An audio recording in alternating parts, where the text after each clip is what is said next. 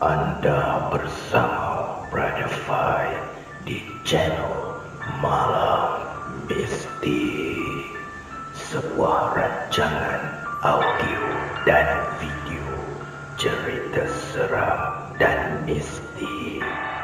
Semoga anda semua terhibur.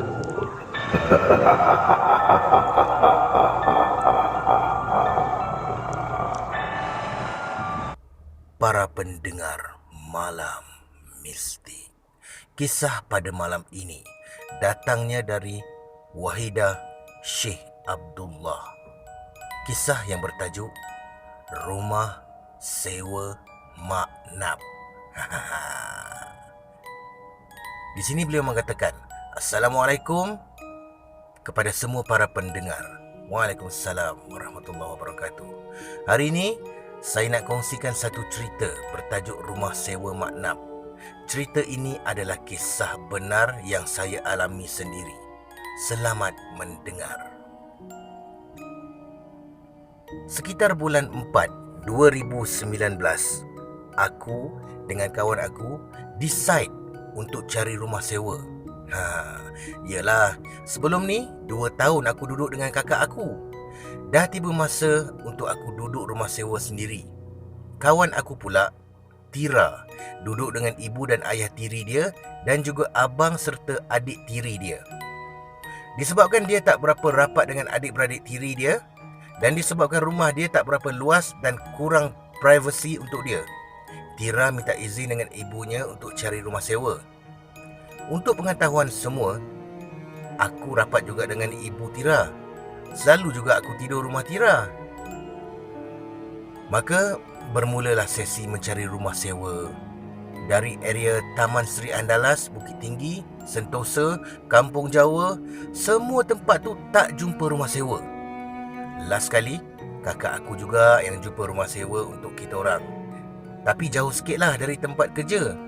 Sewa murah, kira okey lah kan? Aku bekerja di Bukit Tinggi. Rumah sewa tu dekat Kampung Delik. Aku pun tak tahulah mana kakak aku kenal tuan rumah ni.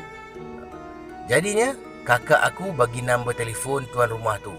Dia suruh kami jumpa sendiri. Nama tuan rumah tu Mak Nap.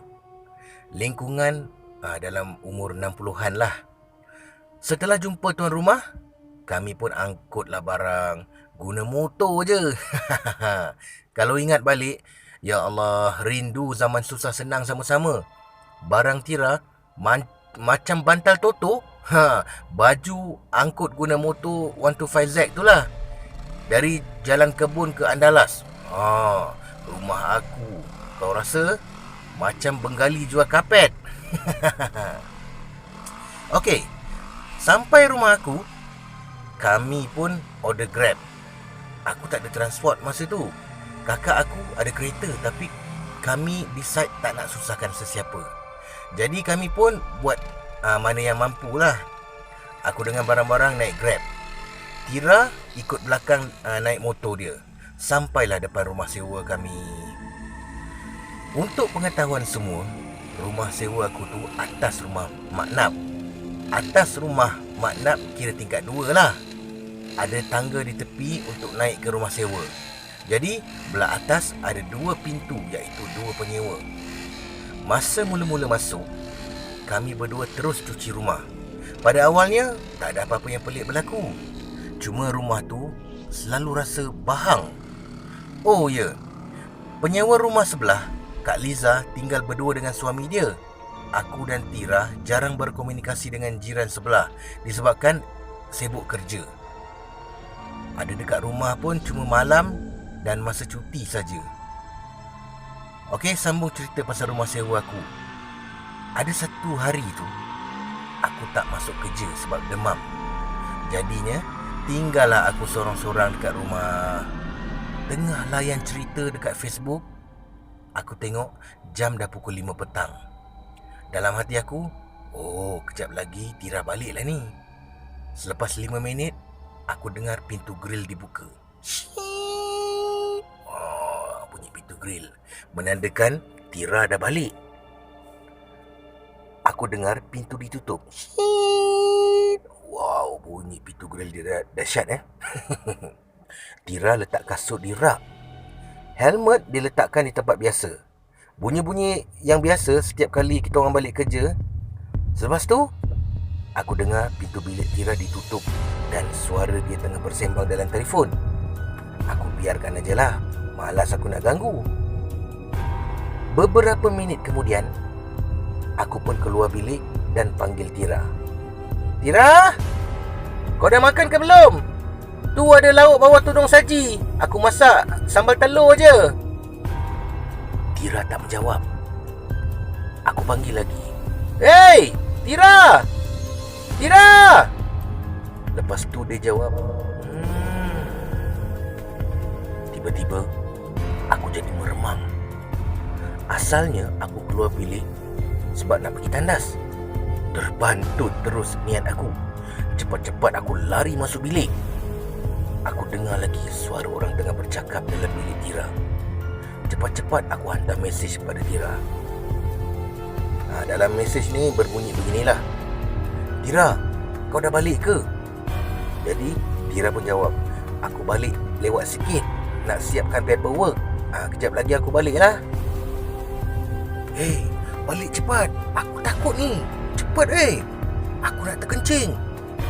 Lepas tu Tira pun jawab, kau dah kenapa? Kau okey ke tak? Balik sekarang cepat, aku takut. Aku tak keluar dari bilik sampailah pukul 7. Tira sampai, aku cerita semua pada Tira. Pada awalnya Tira macam tak percaya. Kejadian tu berlalu macam tu saja. Sehingga satu hari, aku dengan Tira ada buat COD makanan, iaitu puding roti. Sedang kami bungkus makanan untuk COD, Tira cakap, Wadah, yang lebih satu ni aku nak bagi pada Dola boleh tak? Dola ni salah seorang staf dia. Aku hanya anggukkan kepala tanda setuju. Setelah semuanya hampir selesai, aku suruh Tira pergi mandi dulu, biar aku yang siapkan separuh lagi. Selesai je Tira mandi, aku pun masuk tandas untuk mandi. Selesai mandi, aku pun masuk ke bilik untuk bersiap. Semasa melalui bilik Tira, pintu bilik dia terbuka dan aku nampak dia ada dalam bilik tu. Bahagian belakang pintu, aku pun buat seperti biasalah. Selesai bersiap, aku keluar bilik pergi ke cermin solid kami. Untuk pengetahuan pendengar semua, aku dan Tira berkongsi tempat solid yang diletakkan di depan bilik aku, iaitu berdekatan dengan pintu keluar. Aku tengah pakai tudung lah. Dengar Tira tengah bercakap. Mungkin tengah on call lah tu. Aku pun cakap lah, Tira, kau dah siap ke belum? Dah pukul berapa ni? Tira tak jawab. Dia teruskan on call. Aku pun biarkan je lah. Dalam 5 minit macam tu, aku cakap lagi, Wey, Tira, dah lah tu. Kan lambat pula nak COD. Aduh, kau ni, siaplah cepat. Aku dah start naik angin lah masa tu. Aku cakap lagi dengan nada yang agak marah. Hey, Tira, melampau betul kau. Dah lah, biar aku pergi sendiri. Lepas tu, Tira bersuara. Aku pun cakap, cepat sikit. Tira jawab lagi. Aku pun oles lipstick di bibir tanpa rasa pelik. Tiba-tiba, pintu luar dibuka dan Tira muncul dari luar sambil menyergah aku. Aku memandang Tira dengan pandangan yang terkejut dan berkata, Tira, kau dari mana ni? Habis tu yang aku bercakap tadi dengan siapa? Sambil aku menunjuk ke arah bilik dia. Kau dah kenapa? Muka macam baru nampak hantu je ni, kata Tira dengan dahi yang berkerut. Aku cepat-cepat suruh Tira packing barang dan terus keluar rumah. Tira hanya ikut dengan muka yang penuh tanda tanya. Oh ya, sebelum pindah ke rumah sewa, aku ada membuat permohonan pembelian kereta. Setelah sebulan di rumah sewa tersebut, alhamdulillah dapat kereta tersebut. Okey, sambung. Masuk je kereta, aku terus menceritakan perkara tersebut kepada Tira. Tira pun menceritakan bahawa sebelum ni dia juga pernah ternampak satu kelibat duduk di atas kerusi di dalam biliknya semasa kami sedang mengemas rumah. Lepas tu, Tira sambung lagi. Malam hari tu, aku kena kacau benda tu pijak atas tilam bahagian kepala. Masa benda tu pijak, aku nak panggil kau, tapi tak boleh. Aku rasa suara aku macam tersekat. Lepas tu badan aku jadi menggigil sampailah benda tu pijak keliling tilam. Tiba-tiba aku tak sedar apa-apalah. Sedar-sedar je dah pagi. Keesokannya, aku tak sempat nak cerita. Kau dah tahu ada benda yang jadi, sebab malam tu pun kau kena kacau. Tapi dia cuma kacau, jatuhkan beg kau yang tergantung. Dalam perjalanan menghantar makanan, kami berbual lagi. Aku tanya Tira, kau pun selalu kena kacau, tapi tak pernah cerita dekat aku Tira cakap, aku tak banyak kena. Yang banyak kena kau lah. Tapi yang aku pernah juga dengar air terpasang, macam kau pernah dengar tu. Kata Tira lagi, ada satu malam tu aku tak boleh tidur. Lepas tu terpandang gambar yang tergantung tu, macam ada something. Masa tu malam, aku duduk rumah seorang. Kau keluar dengan Faiz. Orang kata kalau rasa macam tu maknanya betul lah kan. Gambar yang Tira maksudkan tu frame kayu lama yang dah memang ada dalam rumah tu. Sambung Tira lagi, aku nak ambil gambar hantar dekat kau lah, gambar yang tergantung tu. Tapi tak berani. Kau tak pasal-pasal pula, lain pula yang jadi. Setelah kejadian tersebut, beberapa kali kami diganggu dengan bunyi serikan kerusi setiap malam. Ada juga aku bertanya pada Mak Nap, boleh tak tolong panggil orang untuk pagar rumah? Mak Nap hanya menjawab, korang janganlah risau, rumah Mak ni dah lama Mak pagar. Aku hanya diam sajalah, malas nak bercerita. Takut dikata nanti kita ni mereka-reka cerita pula. Selepas beberapa bulan sebelum PKP, kami pindah keluar kerana aku berhenti kerja. Aku buat keputusan untuk pulang ke kampung untuk menjaga mak aku yang sedang sakit.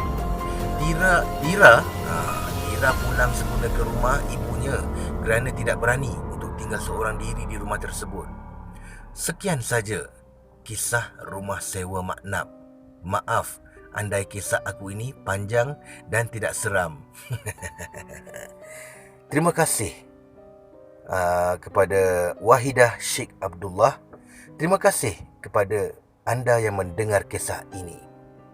Peace, no war.